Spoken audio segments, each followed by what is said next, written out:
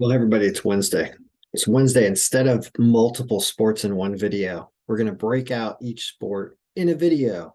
And we'll try to do that going forward because uh, it just makes more sense the way YouTube works for tagging things and algorithms and the algorithms of YouTube and the algorithms of Microsoft Excel.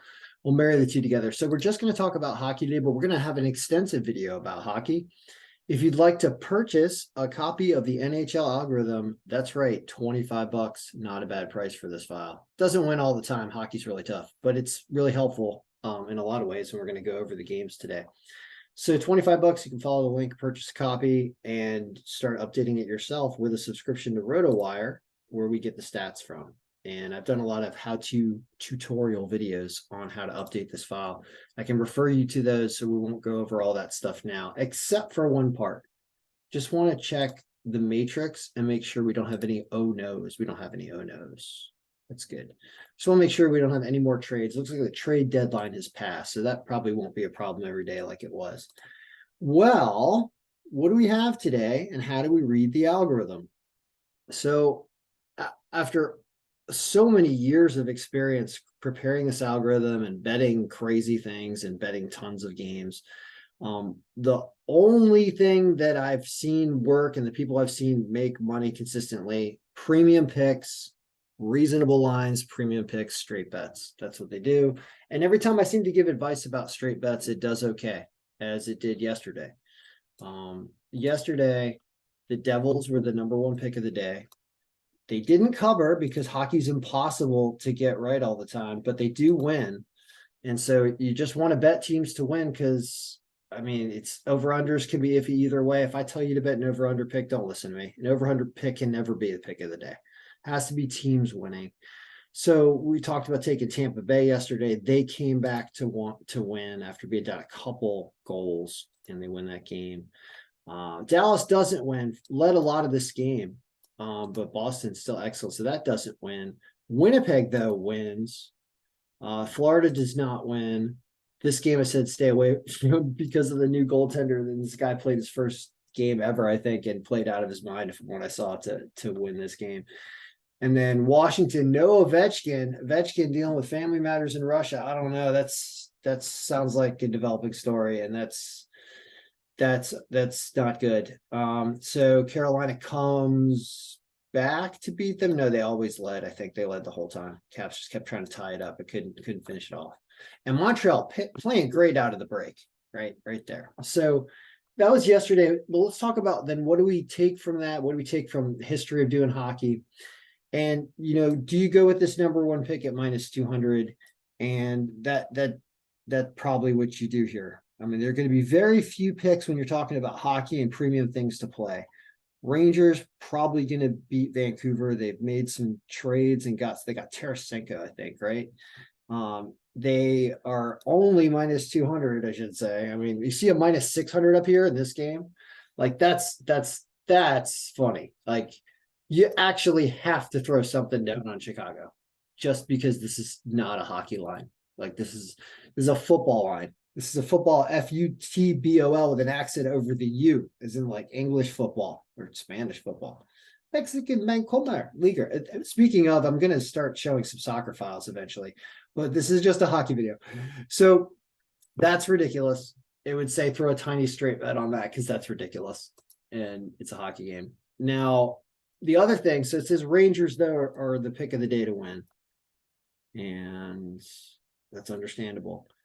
The next thing on the list was this Toronto game, but I'm saying that's you can't do anything with that. That's ridiculous. Chicago's going to be like plus two or 3.5 or something crazy, like ridiculous. Next, Tampa Bay and Arizona. It has Tampa Bay back-to-back game. Arizona can't build. Ingram's going. Tampa Bay probably wins this game, but that line is worse than the Ranger line. So another one that you should probably take, but the line's getting worse. Colorado, Minnesota. It says barely Colorado after a back-to-back game. And they're an underdog, but it's tied, kind of. That's a really close one. Really, really close one. They just lost a heartbreaker, I think, to Tampa Bay, right? Last night. So This is one of those where it doesn't win all the times. It's not a pick of the day material, but it's Colorado if you choose one of those two because of the line, and they barely win according to the algorithm. Detroit and Edmonton does have Edmonton winning, but the line is also bad.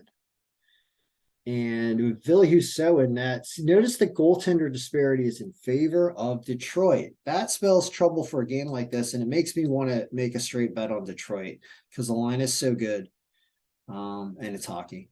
So it's one of those not pick of the day materials, but when it comes to making wagers in hockey, that's probably a positive EV bet long term because the line is so good. You have to win 1 out of every 3 games to break even. If they win 1 out of every 3 times when they're plus 200, that's why I look at that and I think, wow, with a better goaltender, they can win a hockey game. So why not take that? But it's not going to win every day.